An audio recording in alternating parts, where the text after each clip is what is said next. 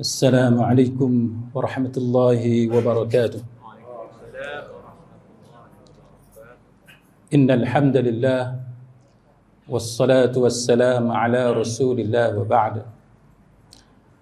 Saudara-saudari, sahabat sahabiah, muslimin muslimat, mudah-mudahan kita semua pada malam ini dirahmati dan diberkati oleh Allah Subhanahu wa taala. Pada malam ni sebagai tazkirah sekitar 20 minit lebih kurang, saya akan membicarakan tajuk berkenaan dengan ulama yang berdosa ataupun ulama yang jahat bersama dengan hamba ahli ibadah yang jahil. Yang pertamanya, marilah kita merenung apa yang disebut oleh Sufyan Ats-Tsauri rahimahullahu ta'ala. Man fasada min ulama'ina fafihi syabahun bil yahud wa man fasada min ubbadina fafihi syabahun bin nasara.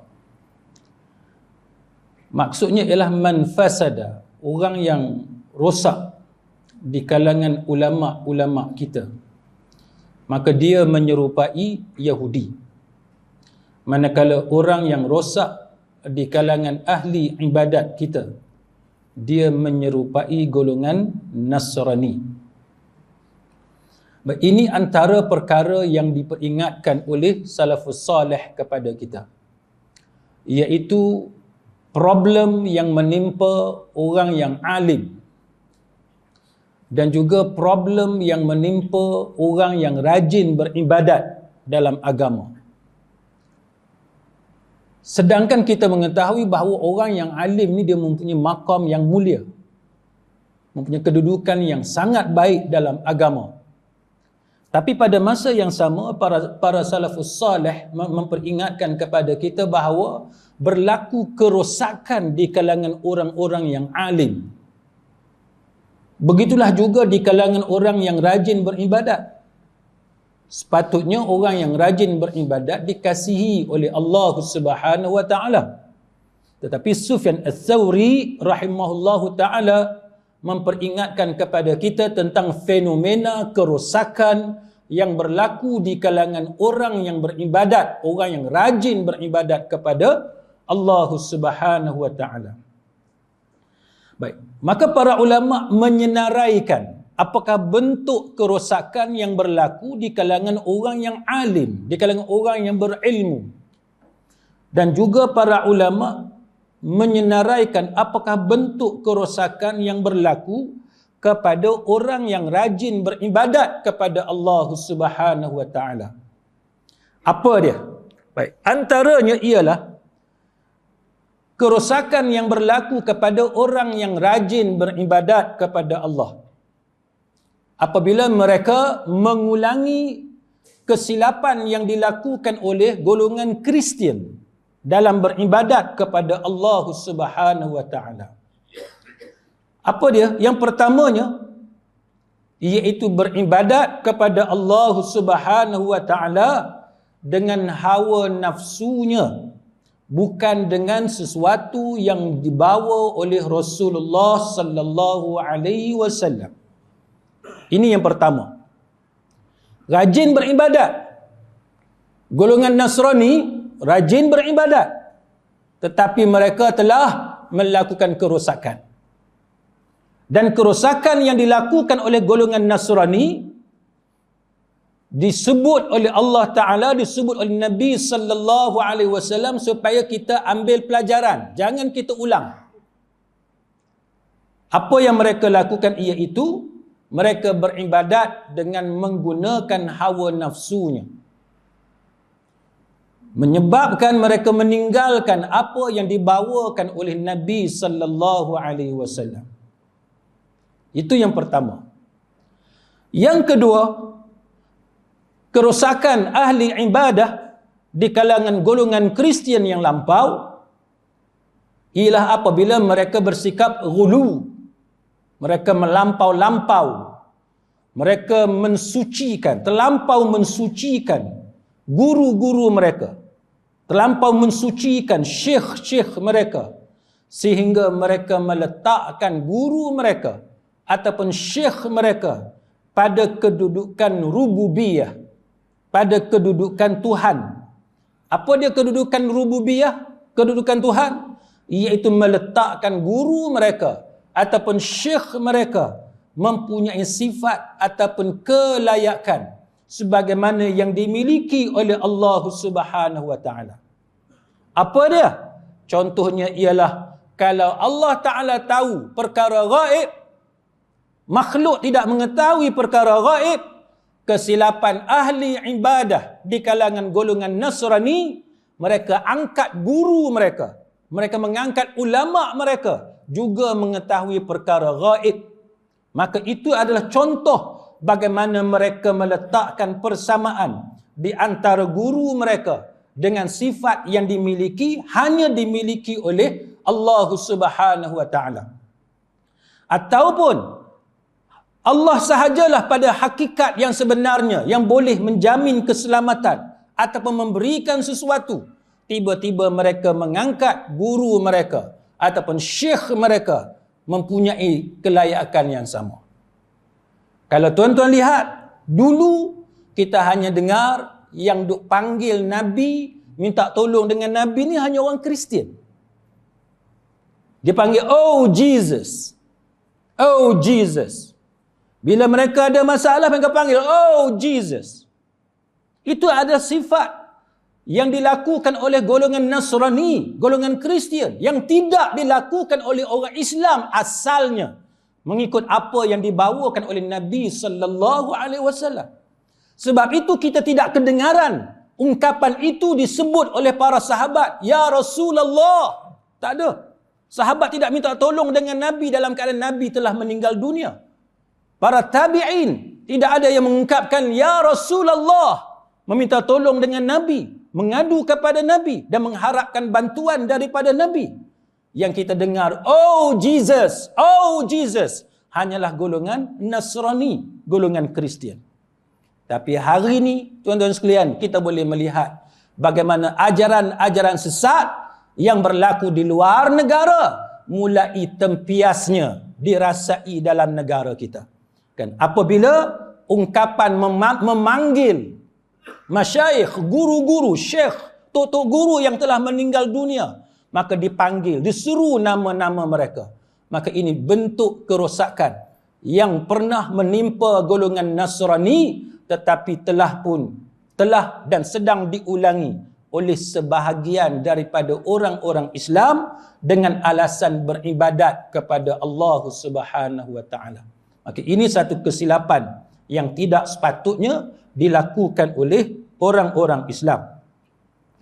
Baik, maka apa yang disebut oleh para ulama berkenaan dengan kesilapan yang dilakukan oleh golongan Nasrani ini ialah mereka beribadat kepada Allah Subhanahu wa taala tidak dengan bentuk yang dibawakan oleh Nabi sallallahu alaihi wasallam, tapi mereka mencampur adukkan dengan hawa nafsu. Maka bila mereka campur aduk dengan hawa nafsu, kita boleh melihat bagaimana majlis-majlis zikir berlaku pergaulan bebas di antara lelaki dan perempuan.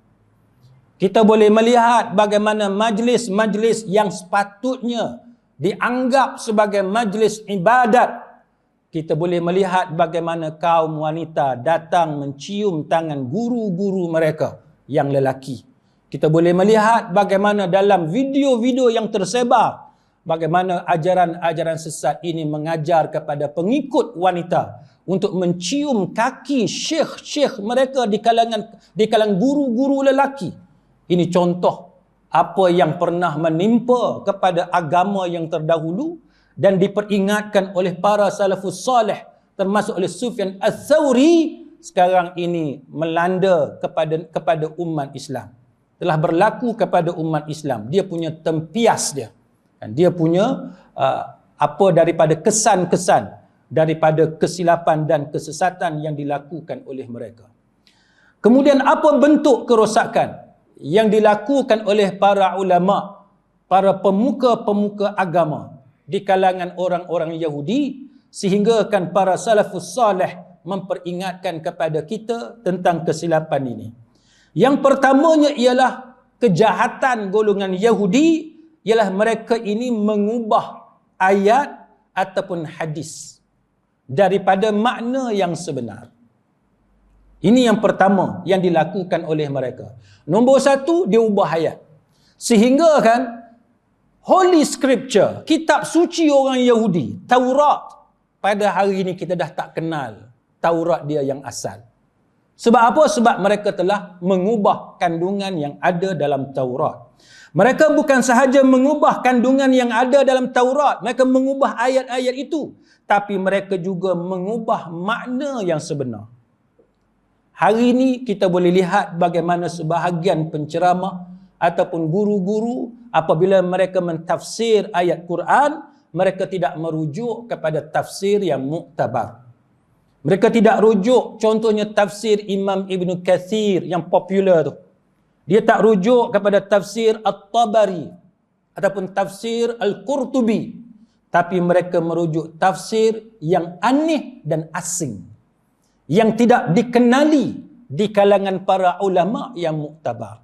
Dan mereka ini membawa tafsiran yang ganjil, yang pelik ini atas nama pondok, atas nama guru agama, atas nama ulama. Maka menyebabkan masyarakat mudah percaya kepada tafsiran-tafsiran yang ganjil dan pelik ini, walaupun tidak bersumberkan daripada tafsir yang muktabar.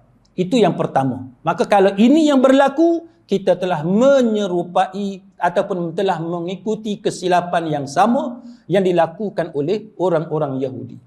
Yang keduanya ialah apa akhlak orang-orang Yahudi, iaitu menyembunyikan apa yang diturunkan oleh Allah Subhanahu wa taala.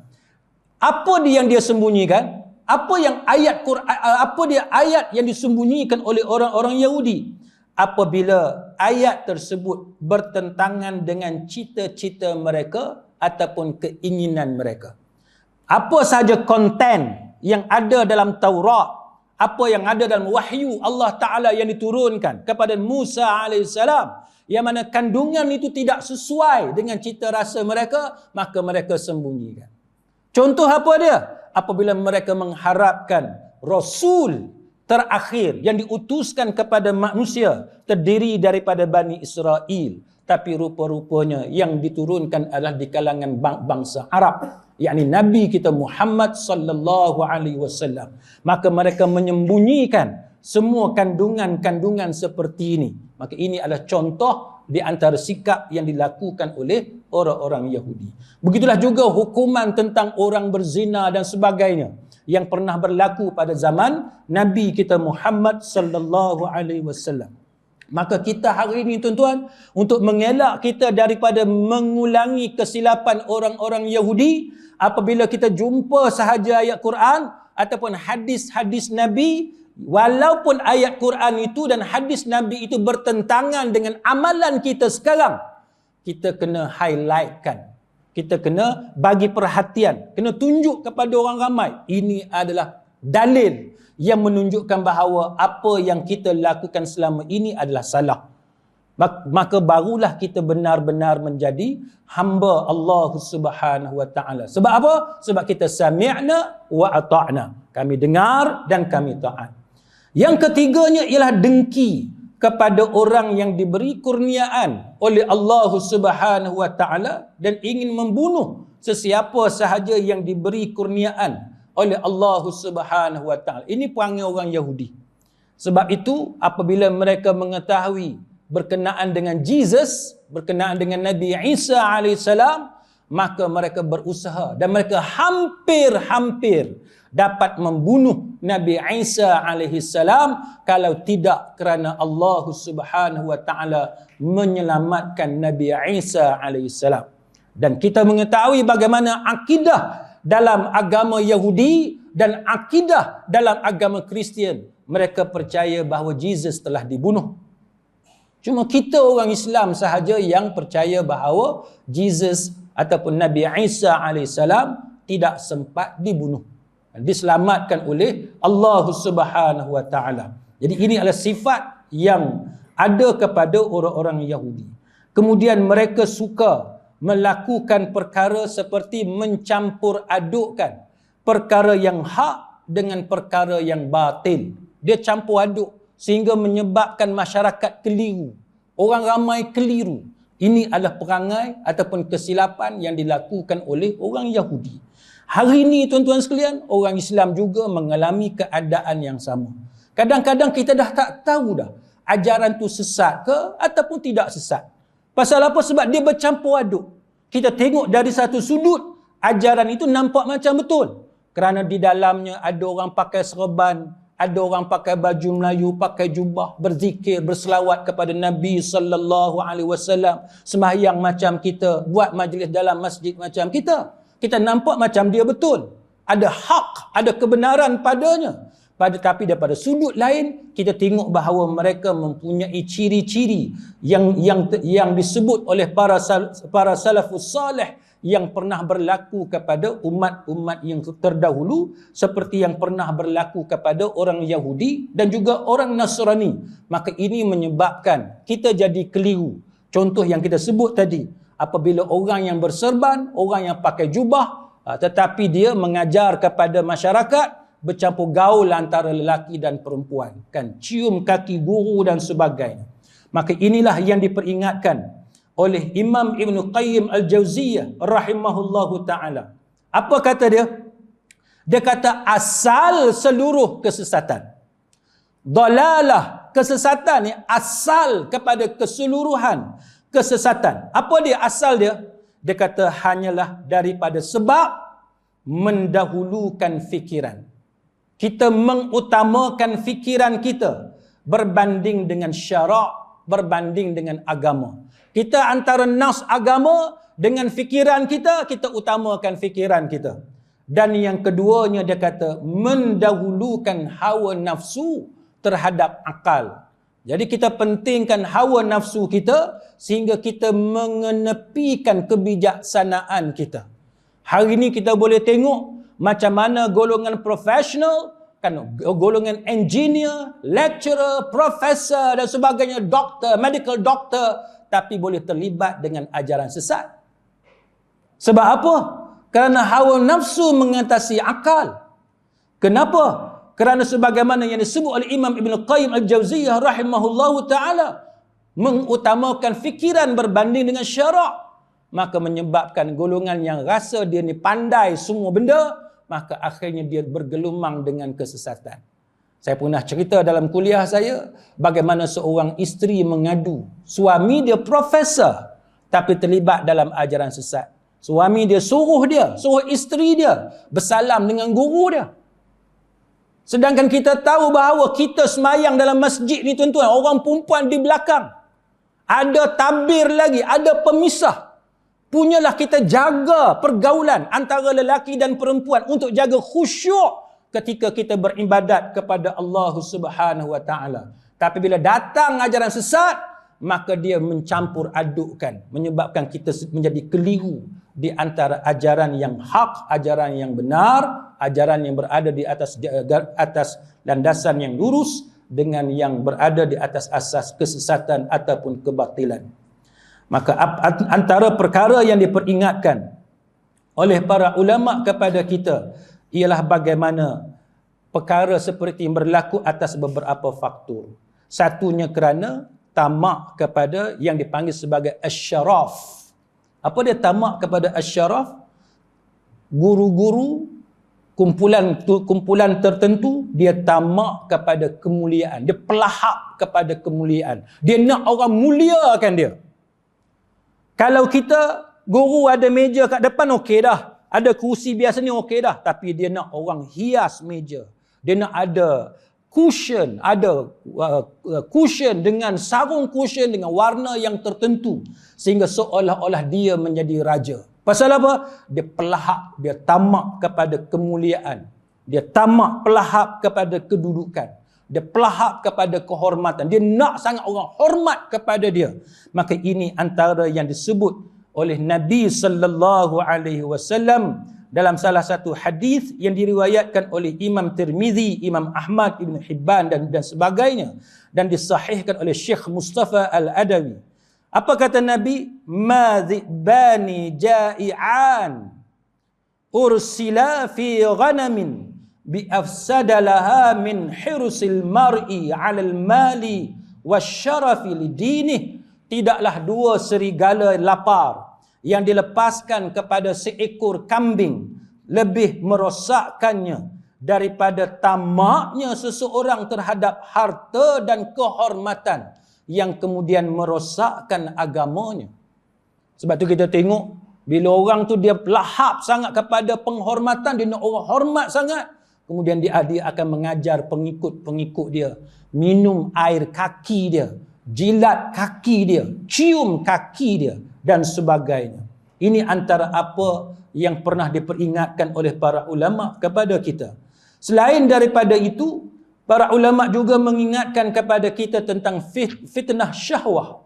Kan, apabila manusia saling berlumba-lumba di antara satu sama lain, sehingga akhirnya apa yang berlaku ialah datangnya fitnah kaum wanita, yang mana Nabi menyebut, ma taraktu fi ba'di fitnatan adarra 'ala rijal minan nisa. Tidaklah aku meninggalkan fitnah setelah aku wafat yang lebih berbahaya terhadap lelaki daripada kaum wanita. Hadis ni hadis muttafaqun alaih. Maknanya yang merosakkan orang lelaki ialah perempuan. Dan begitulah sebaliknya, yang merosakkan kaum perempuan adalah lelaki.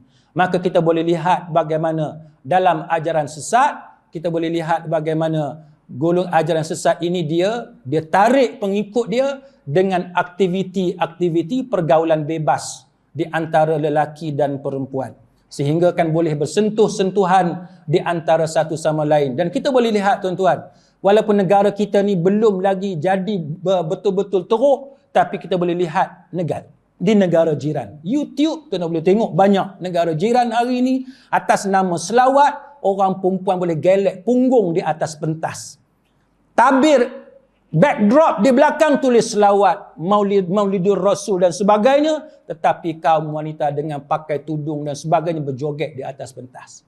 Benda yang berlaku di negara jiran, di negara jiran, dia boleh datang ke negara kita kalau kita tidak berjaga-jaga untuk menghadapinya. Dan kita boleh lihat bagaimana majlis zikir antara lelaki dan perempuan itu memang menarik perhatian orang. Ramai orang datang. Sehingga kan perempuan yang menggeleng kepala, tudung tak pakai, rambut dia berreban-reban dan sebagainya, menunjukkan kepada kita bahawa semua benda ini telah pun diberikan amaran oleh Nabi sallallahu alaihi wasallam. Jadi mudah-mudahan kita mengambil perhatian di atas dua perkara itu, iaitu yang pertamanya orang yang alim ataupun bertaraf ulama, orang yang banyak ilmu tetapi mereka itu fajir, jahat, berdosa, melakukan perkara yang mungkar. Dan yang keduanya, orang yang rajin beribadat tetapi ibadat dia itu tidaklah diterima oleh Allah Subhanahu wa taala dengan sebab kejahilan dia. Dia melakukan ibadat itu mencampur adukkan antara yang hak dengan yang batil dan sebagainya. Mudah-mudahan kita tidak mengulangi kesesatan dan kesilapan yang dilakukan oleh Yahudi dan Nasrani, insya-Allah. Wallahu a'lam. Aqulu qawli hadza wa astaghfirullahal azim li wa lakum. Wassalamualaikum warahmatullahi wabarakatuh.